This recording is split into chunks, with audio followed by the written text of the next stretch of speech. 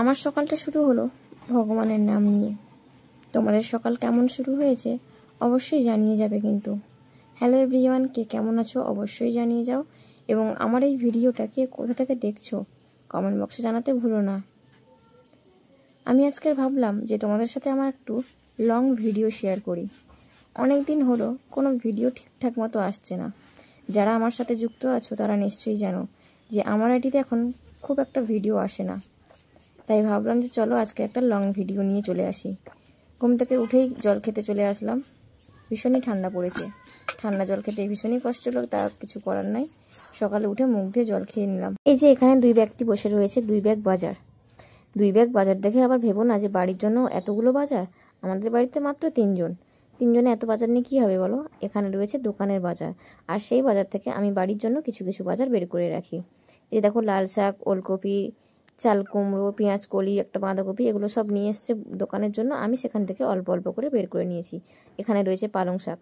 এখন তো জানোই আমি দিন দুবেলাই শুধু শাক খেয়ে যাচ্ছি। আর এই যে দেখো আর একজন ঘুমিয়ে রয়েছে। এখন বাজে সকাল 7টা, ওর বাবা উঠে চলে গেছে দোকানে, আর উনি এখনও ঘুম থেকে ওঠার নাম নেই। যাই হোক, উনি শুয়ে আছে, শুয়ে থাকুক। আমি চলে আসলাম ব্রাশ করার উদ্দেশ্যে।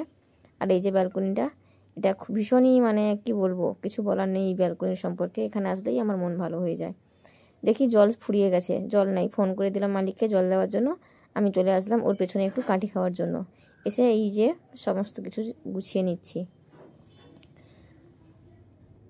এই যে মশারির ওপরে এগুলো দেওয়ার কারণ হলো আমাদের বাড়িটা টিনের বাড়ি, ভীষণই ঠান্ডা পড়ে রাত্রে।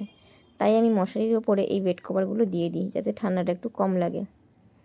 কারণ আমি কেন, কেউ আমাদের ব্ল্যাঙ্কেটের ভেতরে মুখ ঢুকিয়ে ঘুমাতে পারি না।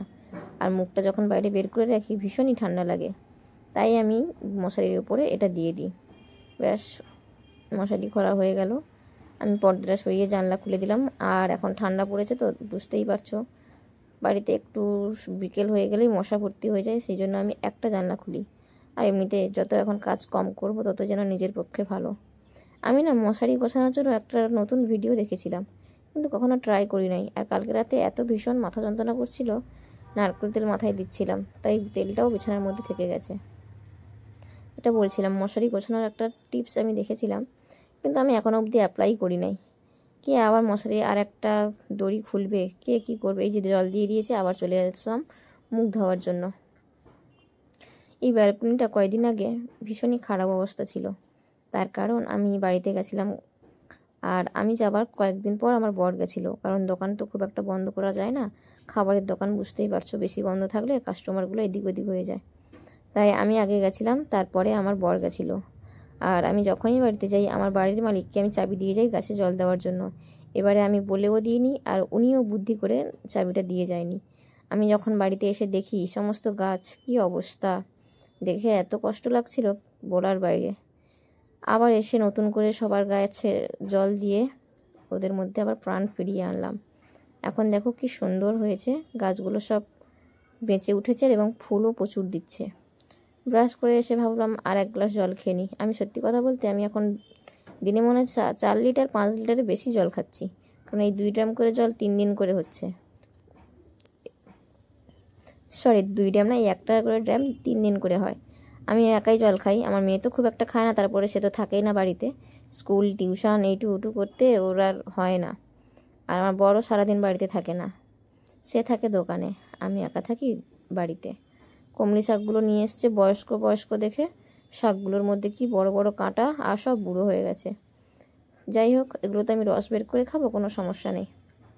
আমি যে ভিডিওতে ভয়েস দিচ্ছি, আমার গলা শুনে মনে হয় তোমরা বুঝতে পারছো কতটা কষ্ট হচ্ছে। তার জন্য আমি এখন এই সোশ্যাল মিডিয়া থেকে একটু দূরেই ছিলাম, কিন্তু ভালোও লাগছে না, তাই আবার চলে আসলাম। এই যে সবজি কাটা হয়ে গেছে, সকালের জন্য এটা রান্না করছি।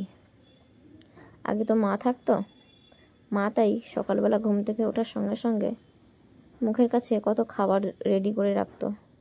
আজকে যেমন দেখো, ছোলা সাবু কিছুই ভেজানো হয়নি, তাই সকালবেলা ছোলা খাওয়া হলো না। কালকে অবশ্য বর বলছিল যে ছোলা ভিজাবো, আমি বললাম যে না থাক, ভিজাতে লাগবে না। তারা ছেলে মানুষ, এত পরিষ্কার করে ধোবে না, কিছু না, ভিজিয়ে দিবে, আর ছোলা জলটাও খেতে পারবো না। তাই আমি ভাবলাম থাক, ভেজাতে হবে না, আমি কালকে ভিজিয়ে নিব। আর এখন এমন হয়ে গেছে শরীরের অবস্থা, শুয়ে পড়লে আর উঠতে ইচ্ছে করে না। এই যে দেখতে পাচ্ছ তো, সকাল থেকে উঠে একটু আমি রেস্ট পাচ্ছি। যাই হোক, রান্নাবাড়ি করতে চলে আসলাম, কারণ ভীষণই খিদে পেয়েছে। কালকে রাতে দুধ মুড়ি খেয়েছিলাম, কারণ আমার ভীষণই গ্যাসের প্রবলেম, তাই খাওয়া দাওয়া আমার ঠিকঠাক হচ্ছেই না, ফল টল কিছুই খেতে পারি না। তাই সকালবেলা উঠে আগে আমি রান্নাবাড়ির দিকে এসেছি। ঘর ঝাড়ু ফাড়ু কিছুই দেওয়া হয়নি, আগে রান্নাটা করে নিই, তারপর ঘর ঝাড়ু দিয়ে খেতে বসবো। চলো, রান্না করতে করতে আমার অনেক কাজ করতে হয়, তাই জন্য তো আমি আমার ব্লগ ভিডিও নিয়ে আসি না। এখন আমার প্রেগনেন্সি 5 মাস চলছে। ভেবেছিলাম তোমাদের সামনে হুট করে আসবো এই বিষয়টা নিয়ে, যে আমার 5 মাসের স্বাদ হবে, সেই সময় তোমাদের সামনে একটা ভিডিও আনবো, তখন তোমরা জানবে। কিন্তু আমি তো থাকি বাইরে, সবাই জানো, এইসব হয়তো হবে না। তাই ভাবলাম যে না, সবাইকে বলেই দিই। এই যে এসে গেছি বিছানা গোছানোর জন্য। আমার মেয়ে উঠে পড়েছে, উঠে ব্রাশ করতে গেছে। এই সবজিগুলোকে এখন ফ্রিজে রাখবো, সব কাজ শেষ করে। তারপর এগুলোকে, শাক রয়েছে, শাকগুলোকে কাটতে হবে, কেটে তারপরে আমাকে ফ্রিজে রাখতে হবে, না হলে গোড়াগুলো নষ্ট হয়ে পচে যাবে তখন ফ্রিজের মধ্যে। তাই আমি শাক সব কিছু শাক আনলে ওগুলোকে আমি কেটে ফ্রিজের মধ্যে রাখি। আর আমার সাদা বেডশিট, একটা বেডশিট 2 দিন 3 দিনে বেশি হয় না। আর কেন জানি না, রঙিন বেডশিট আমার শুতে ভালোও লাগে না। সাদা বেডশিট হবে কি সুন্দর, যেন একটা শান্তির জায়গা। ব্যাস, ওই বেডশিটটা ধোয়ার জন্য বাইরে ফেললাম। আর একটা সাদা, দেখো এই বেডশিটটাও সাদা, আমার সবই বেডশিট সাদা।